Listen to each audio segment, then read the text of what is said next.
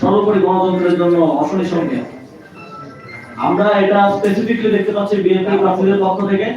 BNP নিজেদেরকে গণতন্ত্রের ধারক বাহক, গণতান্ত্রিক রাজনীতির পায়োনিয়ার বলে বিভিন্ন জায়গায় বলে আসছে এবং মনে করে, কিন্তু তাদের কাজকর্মে আমরা দেখি যে তারা সম্পূর্ণ 180 ডিগ্রি টার্ন নিয়ে গণতন্ত্রের বিরুদ্ধে, বাংলাদেশের সংবিধানের বিরুদ্ধে, বাংলাদেশের প্রচলিত আইনের বিরুদ্ধে কাজ করে যাচ্ছে। এবং তাদের যে লুটেরা শ্রেণীরা এই নির্বাচনে অংশগ্রহণ করছে,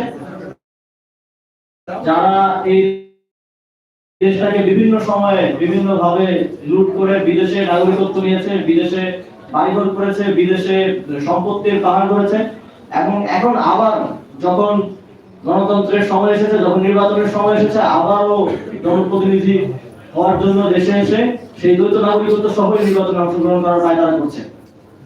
আপনারা যদি জনপ্রতিনিধি হতে চান, তাহলে প্রকৃত অর্থে প্রথমে বাংলাদেশের এককভাবে বাংলাদেশের নাগরিক হন। আমরা কোনো বিদেশি নাগরিককে বাংলাদেশের নির্বাচন